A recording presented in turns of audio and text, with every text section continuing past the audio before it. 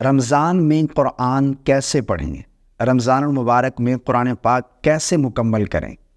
بہت سارے ہمارے بھائی ایسے ہیں، بہت ساری میری بہنیں ایسی ہیں جو پوری کوشش کرتے ہیں قرآن پاک مکمل کرنے کی، لیکن ان کا کوشش کرنے کے باوجود بھی قرآن پاک مکمل نہیں ہو پاتا۔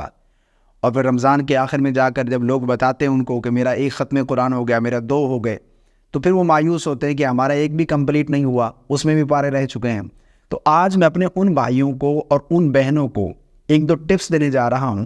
اگر آپ ان پر عمل کرتے ہیں تو انشاءاللہ عز و جل مجھے امید ہے کہ آپ کا قرآن پاک مکمل بھی ہو جائے گا، آپ کو پتہ بھی نہیں چلے گا، آسانی کے ساتھ آپ کا قرآن پاک مکمل ہو جائے گا۔ لیکن اگر آپ چاہتے ہیں تو 2 بھی کر سکتے ہیں۔ اس طرح ہوتا یہ ہے کہ جیسے رمضان شروع ہوتا ہے نا، پورا سال تو روٹین نہیں ہوتی، اور رمضان میں ہی بعض لوگ تلاوت کرتے ہیں، تو وہ ایک پارہ جب لے کر بیٹھتے ہیں تو ایک پارہ پڑھنے کی نیت سے بیٹھتے ہیں ایک ساتھ، تو 1 گھنٹہ لگ جاتا ہے، کیونکہ سپیڈ ہوتی نہیں، روانگی ہوتی نہیں ہے، تو پھر وہ آہستہ آہستہ ان کا شوق کم ہوتا جاتا ہے، یار 1 گھنٹہ پڑھیں گے۔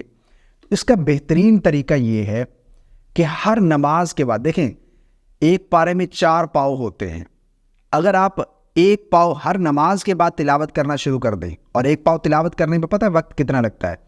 اگر آپ جتنا بھی سلو پڑھتے ہیں، جتنی بھی سلو پڑھتے ہیں، 15 منٹ بامشکل لگتے ہیں 1 پاؤ پڑھنے میں، ٹھیک ہے نا؟ جتنا سلو آپ پڑھتے ہیں، اگر آپ سپیڈ کے ساتھ پڑھتے ہیں تو اس سے کم 10 منٹ 7 منٹ میں بھی آپ 1 پاؤ کمپلیٹ کر سکتے ہیں، ٹھیک ہے نا؟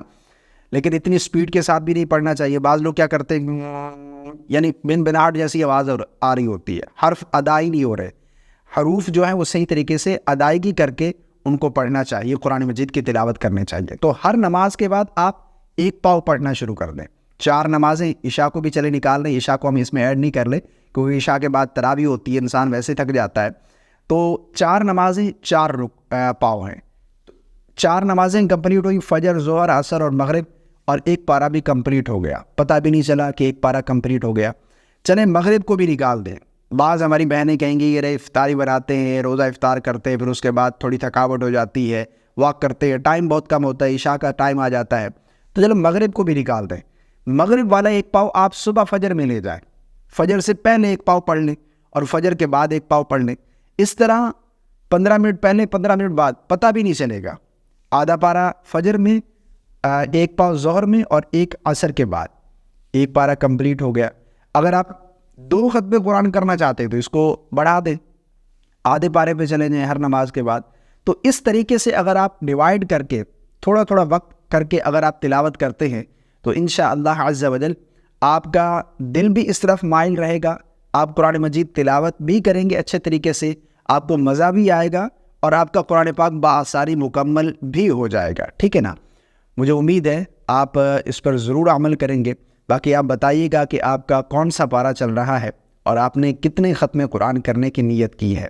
میری گزارش ہے کہ قرآن پاک کو سمجھ کر پڑھیں۔ ایک رمضان تو ایسا نکالیں نا کہ میں نے اس رمضان میں ٹرانسلیشن کے ساتھ قرآن پاک پڑھنا ہے۔ یقین جانیے اتنا مزہ آتا ہے، اتنا لطف آتا ہے جب آپ ٹرانسلیشن کے ساتھ پڑھ رہے ہوتے ہیں نا، تو ایسے لگتا ہے اللہ آپ سے گفتگو کر رہا ہے، آپ اللہ سے باتیں کر رہے ہیں۔ ایک رمضان تو آپ پڑھ کر دیکھیں۔ مجھے اپنی خاص دعاؤں میں یاد رکھے گا۔ اللہ تعالی ہم سب کو عمل کی توفیق عطا فرمائے۔ السلام علیکم ورحمۃ اللہ۔